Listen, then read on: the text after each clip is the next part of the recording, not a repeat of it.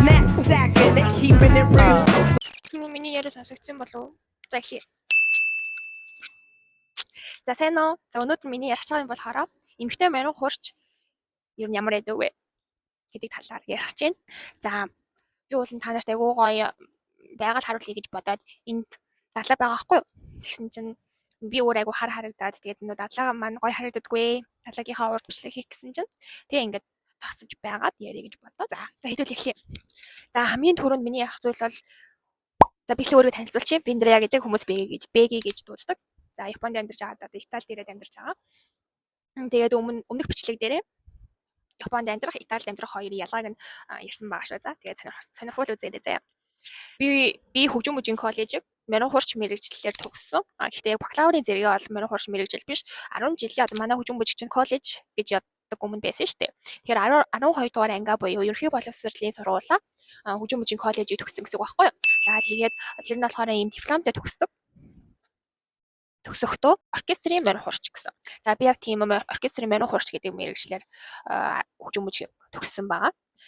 За бүр анх яагаад Марин хурыг сонгосон бэ гэдгийг хааш хэлье. Яагаад гэвэл манай гэрхэн манай аав ээж ер нь Японд намайг төрөх цагаас л байсан. Ер нь айгу юм сонсгол энтер сайтай бас энэ багтаа цэцэрлэгтэй төгөлдөр хууранд энтер явдаг. Тийм мэдрэмжтэй хүүхдээсэн байхгүй юу. За тэрийг манай гэрхэн анзаараад тэгээд ер нь хөгжим мужийг шалгуулж үзье гэж бодоод гэхдээ ямар хөгжмөр вэ гэдгийг болохоор Марин хур.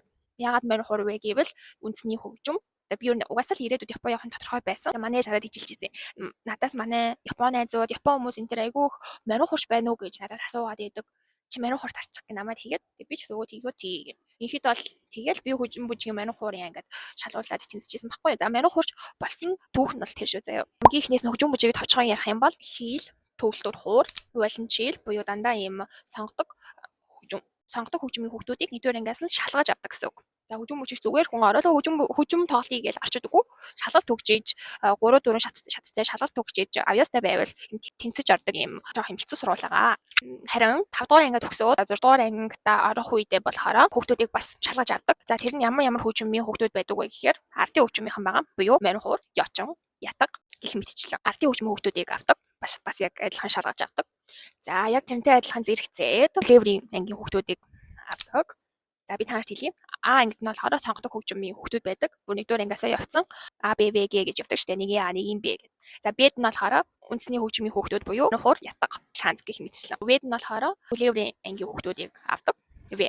Г-д нь болохоор миний санахаар бүжиг сонгодог. Буюу үндэсний бүжиг. Сонгодог нь балет. Тэгээд үндэсний бүжиг. Д гэж бас байсан шиг санагдаад байна. Миний үед цирк ангийнхан байдаг байсан. За ингээд хүүхдүүд ингэж шалгаруулж авдаг. Тэгээд хүүхд орохдоо одоо би Марин хураар орё гэх юм бол сонсголын шалгалтаа өгөөд, өөр янз бүрийн шалгалтуудаа өгөөд тэнцэх юм бол одоо Марин хууртаа ордог. Баггүй Марин хур айгу эрэлттэй байдаг болохоор хүүхдүүдийн тоонд бүрчжээд өөр хөгжмөлөө ордог ч тийм кейсүүд зөндөх байгаа. За тэгээд миний хувьд болохоор 2011 онд хөгжим мужийн коллежид Марин хуурын ангид тэнцэж орсон. Тэгээд 6 жил сураад ерөнхий боловсрлоо хөгжим мужийн коллежийг төгссөн гэсэн үг. Марин хур ангиар. За хөгжим мужийг гэж ярихаар хүмүүс жоохон бас хамт бүжиг сурдаг гэж ойлгоод идэм шиг үлээ. Үгүй. Яг л сонгосон мэрэгчлэрээ тэр мэрэгчлээ дагнаад сурдаг гэсэн үг. За хөгжим мужийн коллежийн хүүхдүүдийн онцлогтой бид нар жишээ нь өглөө 8-аас 1 цаг хүртэл ерөнхий боловсролын тоо, математик, түүх, англи хэл энэ төр ороод за мэдээж тэр ерөнхий боловсрол дээр нэмэх нь онлын хичээлүүд байгаа. Хөгжмийн онол, хөгжмийн уран зохиол, философи, хөгжмөнтэй холбоотой хичээлүүд орно. За тэгээ өдөөс хойш болохоор мэрэгжлийн хичээлүүд буюу жишээ нь миний мэрэгжил Марин хур штэ. Марин хурын хичээл нь ensemble гээд бас өөр хөгжмүүдтэй нийлээд ингээд бас 2 удаа ч юм уу. Өдөөс хойш нь болохоор дандаа мэрэгжлийн хичээлүүд ороод за бид нар чинь тэгээд өдөр болгон давтах хэрэгтэй болно. Хөгжмийг бол хүүхдүүд өдөр болгон давтах ёстой. За яг булчин одоо хөгжүүлнэ гэж ярьдаг штэ. Яг л тэрнтэй адилхан бид нар ч гэсэн чадвараа хөгжүүлэхийн тулд өдөр болгон давтах ёстой. За ер нь тэгэл янз бүрийн концерт гээл хүүхдүүд чинь ер нь гэртээ 7, 8, 9 гэж л ерөнхийдөө дандаа хардаг тийм сургууль байгаа. За хөгжим мужийн коллеж бол одоо консерватор болсон.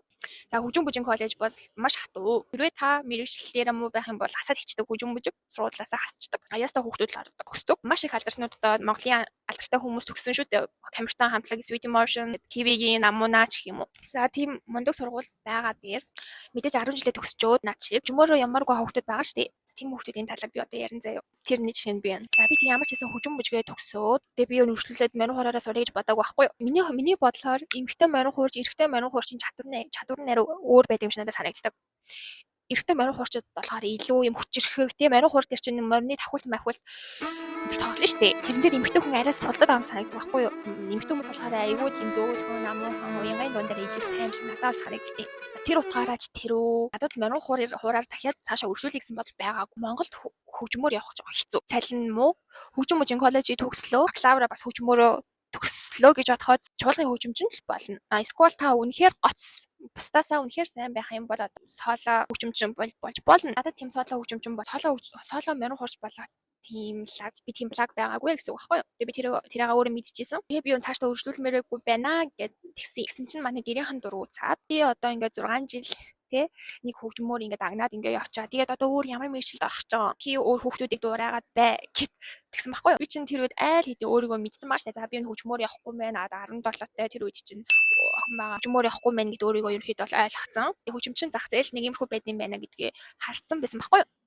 Тэгээ бүр манай гэрийнхэн надад уурлаад нэг тийм юм болж байсан. За тэгээ би гэрийнхнаасаа зурж жаагаад хөгжмөрөө яваагүй байдаг юм аа. За тэгээд би бол их сургуультаа өргөжлүүлээд хийж сураагүй. Гар өөр мэржлэлээр явсан. За тэгээ морин хуурчаар яваагүй. Тэгээ би дараа нь Японд яваад Гойдогийн хэлний сургуульд эхлээд явсан. Асахикава гэдэг маш жижигхэн хот байдаг. Тэр хотод юу ч байхгүй гэж хэлж болно. Залуу хүн барагч байхгүй. Нэг хэлний сургуультай. Тэгээ дандаа өвөө эмээр амьдардаг маш уйтгартай хот. Тэгсэн мөртлөө маш жижигхэн тийм хот байсан байхгүй маш их цас ордог. Өвөл тэгээ бүр ингээ нийгмээс юм хязгаарлагдсан тийм хөдөөгийн хөдөө. Очиж би сурсан байхгүй юу хэлээ Японд сурч хаад би тэнд 1 жил болсон. Тэр хооронд би ингээ өвөө эмээ нартай танилцаад морин хуур тоглож эхэлсэн байдаг. Би бас юм жижигхэн концерт шиг юм хийсэн шиг санагдчихээн. Тэгээд бас тэр жижигхэн хотын FM радиоын зэрэгтэй морин хуураа таглаад тэгээд дөнгөж Японд хэл сурж байгаа юм байж бас японоор энэ төр яриад тэгдэг байсан. Ярьцлага өгөөд манай сум очин байсан байхгүй юу. Тэгэл ингээ бас аавыгаа ингээ манай сум очин байсан гэж ингээ яриад ингээ Сахикавагийн сон дээр бас хэд гарч исэн. Тэгээ тийм жижигхэн газар тэгж очиод юмараа улсынхаа үндэсний хөгжмийг одоо тэр хөдөө байгаа өвөө эмээнэр сурталчилж байна гэсэн үг шүү дээ тийм. За тэр үед надад үнэхээр гоё мэдрэмж төрж исэн. Тэгээд би ер нь бол анх 10 жилээ төгсөхдөө айгу дургу төгссөн байхгүй юу.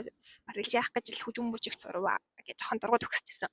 Тэгээд яг Япон яваад морин хуураараа тэгж хүмүүст танигдаад тэгсэн чинь айгу гоё байсан. Тэгээд би за Япон гадаадд ингээд хөгжим сурсан хүн бол айгу гоё байдаг юм байна. Би айгу зөв юмараа сураад төгссөн юм байна гэд тэр үедээ тэгж бодож байсан. Гойдогийнхаа Хөнгөгакку төгснөхийн дараа Японы сургуулийн төгснөхийн дараа Токио руу яваад тэгээд бас нэг хөгжим мужийнхаа симпай буюу дээдлийнхаа ангийн эгчтэй. Эгч маань бас Японд Токиод амьдардаг байж таараад тэр эгчтэй нэг хэсэг амьдрахтаа бид хоёроос нэг жижигхэн нэг тоолч шиг юм хийжсэн. Тэгээд ер нь хүмүүс Японочууд ер нь морин хуурт айгу дуртай байдаг. Яагаад гэвэл цагаан морин хуурч цагаан морь гэд бага ангийнх нь номон дээр тийм түүх өгүүлэг гардаг юм байна лээ. Тийм болохоор хүн болгоо ерөнхийдөө бадаг юм буюу морин хуур гэж юу нь бол мэднэ. Тэгээ хүмүүс ингээд би морин хуур тоглодог Японд ахтай хэлэхээр хүмүүс вау гэж хүлээж авдаг. Айгүй гоёор хүлээж авдаг. Бас олон хүмүүстэй ч гэсэн би танилцаж чадсан. За нэг тоолохдоо 10,000 yen гэдэг чинь одоо 220-30,000 төгрөгөөр тоглодог ч юм уу тий.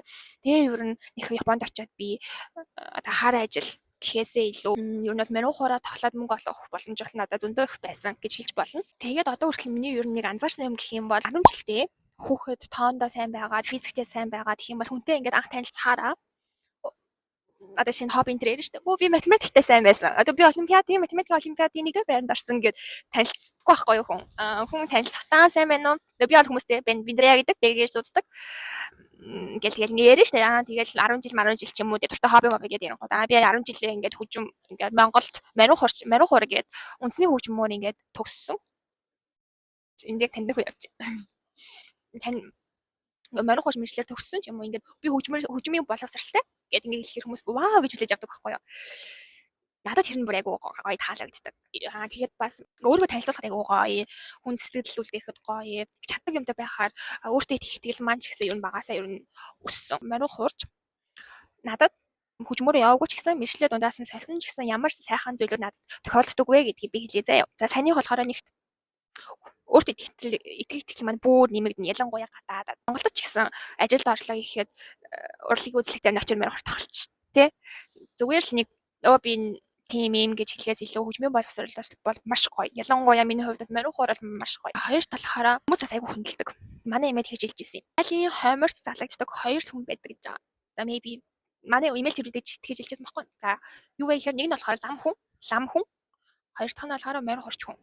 Айгуу гоё. Тэгтээ юу нөө морин хурч тоглох гал цагаан сар янз бүрийн айлын хурим найранд очингууд за дээшээ морин хуртаа гарахаар дээшээ суу за гэл бүгдээ аюу гой сонсох гал тий хүмүүсээс ингэж хүндлэлийг хүлээнэ гэдэг бол үнэхээр юм гоё. За гуравт нь болохоор хөгжмийн боловсралтай байна гэдэг чинь гоё байхгүй юу? Багаасаа хөгжмөнтэй ярих манай хөгжим бүжиг чинь тэгээд янз бүрийн хөгжмийн нөгөө нэг тоглолтууд аягүй их болно. Би биенийхээ тайлан тоглолтыг аягүй очиж үзнэ. Тэгэхээр багаасаа ийм хөгжимд аягүй дуртай болоод өсөж байгаа юм л та. Одоо энэ миний амьдрал дээр аягүй их анзаарэгддэг. Би хөгжим сонсох аягүй дуртай. Бас сонсож тайвширдаг. За тэгээд мэдээж янз бүрийн стресс үедээ энэ төр төгөлдөр хурч юм уу морин хурц тоглоод стрессээ ингээд арилгацдаг. Ингээд хиймэр сэргийгдсэн гэж хэлдэг штэ. Өөртөө хиймэр сэргээл босоод ирдэг байхгүй юу? Ер нь л тэгээд хөгжмийн боловсрол үнэхээр гоё. Одоо шинэ би наад захын жижиг янз бүрийн юмнууд сонсохоор ингээд айгу тийм бас мэдрэмжийг манай айгу өндөр болгосон юм шиг санагддаг. Янз бүрийн юмыг харах өнцөг дээр юмд хандж байгаа байдал дээр гээд харах өнцөгт маань айгу тийм мэдрэмж гоё мэдрэмжүүд нэмж өгсөн юм болов уу гэж боддог. Морин хурц сурсны ачаар хөгжим бүжигт сурч төгссөний ачаар дөрөвт нь болохоор бие айгуу гоё авч явдаг юм шиг санагддаг манай хөгжимчин биш хүнээс ч би сонсч ирсэн энэ морин хурын чуулган ямар гоё бие авч явд юм бэ тэгээд үнэн морин хурц ер нь хөгжимчд айгуу гоё бие авч явдаг тайзан дээр гараад үзсэн ёслоод сурцсан багш ч гэсэн морин хурын багш ч гэсэн зөвхөн хөгжим биш бас ингэ намайг хүмүүжүүлж өгсөн юм болов уу гэж боддог чимээгүй хүний үгийг сонсоод сурсан хүний өөдөөс ингэж мэд юм хэрч янз бүрийн юм ярьдаггүй юм уу айгуу тийм тайван юм хүлээцтэй хамбал гэж ярьдаг шүү дээ тийм даруй байхыг би бас тэр багшаас ингэ сурсан байдаг одоо ингэ бодохоор за дараагийнх нь болохоор миний сурсан юм гэх юм бол одоо ингэ анзаарахаар айгуу сууц сурсан юм шиг санагддаг айгуу сууц сурсан юм шиг санагддаг за энэ дээр би нөө Music-holic girl гэдэг Ану гэдэг охин маш тэр охин ч гэсэн хөгжим бүжиг төгөлдөр хуурч мэдлэр төгссөн юм байна лээ. За одоо чинь тэр охиноос харж болно. Ер нь хөгжимчин хүмүүс юм дээр айгу удаан нухацтай сууж чаддаг, юмыг нухаж чаддаг хүмүүс шиг надад санагд. Би ч гэсэн өөрөө яг тийм төрлийн хүн. Хичээл яг класс хийгээ сувал яг л суuna. Би одоо ингээд видео эдит хийхээр ингээд 6-7 бараг хөдөлж хүнд 10 цаг бүр нэгч босохгүйгээр тэр чигтээ суугаад эдит хийгээд ард нь гарах гэж ингэж үздэг хүн байхгүй юу. Одоо та нарт Music-holic Ануг харагдлаа. Тэгээд тэр охиныг харууллаа. Тэр охин бүр нэг цаг гарan тийм видеог ингээл амар ингээл тэ судлаад тэрийг ингээл эдитлэл ингэж оруулж байгаа бас тэр чинь хүн сууж сурсан юм судалж сурсан хүний шин чанар байхгүй юу. Ер нь надад хөгжимч хүмүүс тийм санагддаг. Ягаад тийм болсон бэ гэвэл бид нар чи өдөр болгон хөгжмөд татах хэрэгтэй. Олон цагаар суудаг. Нэг юмны арт, нэг зохиолын арт гарах гэж маш их хүч хөдөлмөр оюун ухаан шаарддаг. Оюун ухаан шаарддаг шүү дээ. За энэ дээр ингээд тоглолцвол энэ дээр жоох ингээ удаан, энэ дээр нэм зөөлхөн, энэ дээр жоох ингээд өгвөл гэсэн иймэрхүү мэдрэмжийн юмнаас айгүй шаарддаг. Ингэж нэг зохиолтой бид нэр ажиллах гэж бас айгүй уддаг байхгүй юу? Тийм болохоор тэр маань одоо амьдрал дээр айгүй хэрэг болдог гэх юм уу? Ер нь ингээд хүмүүсийг харж байхад хөгжмөөрөө яваагүй ч гэсэн ер нь хөгжмөөр сурсан нэг юм школтой юм хүүхдүүдийг хараад байхаар ер нь явсан мэргэжлэр ч гэсэн амжилт гаргадаг юм шиг санагдсан. Тэр өөр мэргэжлэрээ ч гэсэн ер нь амжилт гаргана гэдэг чинь маш олон юм шалтгаална шүү дээ. Мэдлэг шалтгаална. Захаа яаж бие авч явж байгаа, яаж хүмүүстэй харьцаж байгаа тий бүх юм ингээд шаардна. За тэднийг ер нь бол ингээд хөгжим бүжгийн коллеж ер нь хөгжим гэдэг маань ингээд бэлдээд өчтдөг юм шиг санагддаг. За дараагийнх нь бид нар чинь мэдээж тайзан соёл сайн болохыг үзэгч бид нар чинь маш сайн үзэгч одоо Монголд анзаарагддаг л та. Одоо арай гоё болсон бэлээ. Гэхдээ өмнө зүгээр нэг очиод ингээд тоглолт үзэхээр айгүй хүмүүс юм ярьдаг те тоглолтын соёл байхгүй, үзэх соёл авахгүй, театрын соёл байхгүй, айгүй их чанга би бинтэйгээ юм ярьдаг утсынхаа дууга хаадаггүй тэгдэг шүү дээ. Бүр занаа захын нэг айлд ороо морин хурт тоглох хэрцаа нөгөө чавхлангийн тэм дууны тэтрэсгээс яваач. За нэг жалам хор тоглолчих гэл нэг тэгдэг. За тэр мөрөг бол манай монголчуудаа болмоор байна. Тэр хүн өөрөө юу тоглох өөрөө шийдгээ. Асуувал тэр хүн за одоо юу тоглоомоор юм бол та нар хийж болно. За тийм ингээд тоглож байхад нь ингээд сонсож сууж сурмаар байна. Айлд орсон ч гэсэн. Ингээл яг ингэ тоглоод эхлэхээр яг чанга өөр юмнууд яриад нэг тийм бас нэг хөгжимчнөө хүндлэх юмнуудаас манайхан сурмаар байдаг шүү. Ингээ хөгжимчин хүннээс ингээд хэлэхэд янз бүрийн мэдрэмжүүд нь айгуу сайн хөгжсөн тийм хүмүүс байдаг юм шиг санагддаг. Хөгжимчтэй хайртай шүү. За би энийг хэлмээр байсан хүүхдүүдэд. Одоо хөгжим бүжиг сурж байгаа ч юм уу? Хөгжим бүжиг сурж байгаа 12 дугаар ангийн ч юм уу хүүхдүүдтэй энийг хэлмээр байсан. Би амар айдаг байсан баг. 10, 11, 12 дугаар анги тэр чинь миний эргэн тойронд дандаа л хөгжимчин хүмүүс байгаа шүү дээ. Би чинь тэгэл өглөөнөөс орой хүртэл дандаа л сургууль дээр байж идэг тийм юм вакуумд орсон юм шиг өөр хүүхдүүдтэй харилцах тийм боломж авахгүй өөр 10 жилийнхтэй харилцах боломж байхгүй. Би ингээд манай хөгжим бүжгийн коллеж хэдий одоо хөгжмөдөө сайн ч гэсэн тоо, математик одоо монгол хэл, англи хэлэндээ бол би ерөнхий боловсролтой манай хөгжим бүжгийнхэн тааруухан гэж хэлнэ мэдээж бид нар чинь хөгжмөндөр аягүй дагнцсан. Багш нар ч гэсэн та нар одоо хөгжмчнөр явах юм чинь ингээд ер нь нэг тийгэж ерөнхий боловсролтой тэгж анхаарал байдаггүй. Тэгэхээр би өөр мэржлэлээр ямаар байдаг гэсэн боловч Яаш үгүй гэхээр өндөр оноо авч ижил гайгүй сургуульд орох гээд байдаг. Өөр сургуульд муйс санхуд орох гээд байдаг.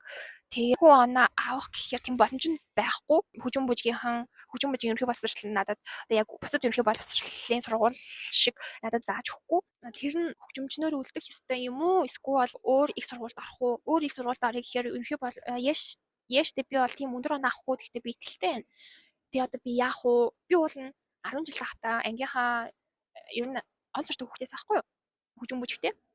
Ерөнхий боловсралтай. Тэгээ миний онц сурлаа гэхэд би яэш мэш дээр 700-аас дээш авах тийм бол би байхгүй шүү дээ. Уул нөгөө сургууль сурмаар идэг. Гэтэ чадахгүй болохгүй юм шиг надад аягүй санагддаг байсан. Би тэр үеч гэсэн хүмүүс асуудаг байсан. Би ингээд хөгжим бүжиг төгсөөд өөр сургууль арай гэхээр би сурч чадах болов. Би гадаад руу яваад би сурч чадах болов гэж аягүй боддог. Тийм болохоор би хөгжим бүжиг хүүхдүүд дэлмэр авах 10 жилийн хүүхдүүдтэй хэрвээ та нар өөр мэржлийг сонгоод ямар байгаа бол та нар чаднаа. Битгий санаа зовоо. 12-оор чи ямар нэгэн мэржлэлээр төгсөн ч гэсэн өөр мэржлэлээр бакалавра сонгоод явж болно. Битгий гэж хэлмээр байгаамаа. Одоо миний хамгийн хэлмээр байсан юм энэ өнөөдрийн бичлэгэн дээр айгүй хэцүү байдаг байсан л та яг ингээд ерөнхий боловсролын мэдлэг бусад хүүхдүүд шиг биш одоо жишээ нь Японд очиад бас нэг их сургуульд орё гэхээр бид нар чинь ижүү гэж өгдөг байхгүй Японы их сургуульд орохын тулд өгдөг гадаад хүүхдүүдийн өгдөг ижүү гэдэг шалгалт. Тэр шалгалтын жишээ нь тоо, түүх яаж өгнө гэж аягүй хайдаг байсан. Тэгээд би намайг ижүүд Японы их сургуульд орохын өгдөг шалгалт ижүүд бэлтэж байхад надтай хамт бэлтэж байгаа Хятад, Вьетнам энэ төр оюутнууд айгүй нөгөө нэг түүхийн мэдлэг сайн, ерөнхий боловсролын тооны одоо жишээ нь ерөнхий боловсролын мэдлгүүд маш сайн байсан. Мэдээ маш их өөрийгөө голж исэн. Бас нөгөө нэг хажууд маш мундаг хүүхдүүд байсан болохоор би бас маш хурдан ингэж өөрийгөө хурцлж айгүй хичээлээ хийсэн юм болоо гэж боддог. Эцэг их нартаас юм хэлмээр санагдчихэв. Хэрвээ та хүүхдээ хөгжмөр сурах гэж байгаа бол энэ бол маш зөв сонголт. Хэрвээ хүүхд чинь хөгжим бүжигт ч юм уу сурдаг бол битгий хүүхдэд шахаарай гэж хэлмээрээ заавал цаашаа сур гэж битгий шахаарай хүүхд ч угаасаа өөрөө мэдж байгаа цаашаа сурах үгүйгээ аль хэдийн өөрийгөө мэдсэн байгаа. За хүүхдүүдээ сурмаар байгаа эцэг эхчүүдэд бол хөгжим бол маш хэрэгтэй боловсрол. Хөгжмөөс маш их юм сурч болно. Хөгжмөөр өөрийгөө хүмүүжүүлж болж байна. Өөртөө итгэл маш их нэмэгдэн өөрийнхөө стрессийг тайлж чаддаг болно. Эмэгтэй морин хурж байх аюу гоё. Морин хураар би төгсөндөө маш их баярлалдаг. 10 жилийн морин хураар төгсөндөө маш их баярлалдаг. Бас миний амьдралтаа хийсэн маш зөв сонголтуудын минийг гэрээхэндээ маш их баярлалаа. Хөгжмийн боловсрол олсондоо өөртөө маш их махрах ууштай ханддаг. Ингэдэг байхгүй хөгжим бүжгийн коллеж нэрээ хамгийн сүүлд нь хэлэхэд хөгжим бүжгийн коллеж сурж байгаа бүх хүүхдүүд бүжигч бай, хөгжмийнч бай бүх хүүхдүүд заавал төгөлдөр хажуугаар нь сурах хэрэгтэй байдаг. Тийм болохоор ингээд бид нар давхар өөрийнхөө мэржил дээр нэмэх нь төгөлдөр хорийн боловсрал бас ингээд тодорхой хэмжээний авчиж байгаа болохоор бас төгөлдөр хүрсэн тоолж болно. Тэгэхээр бүр аюу гоё ааз тий. Тэр бичлэг ойлгомжтой байсан гэхэд итгэлтэй би та нарт гоё далаа харуулъя за.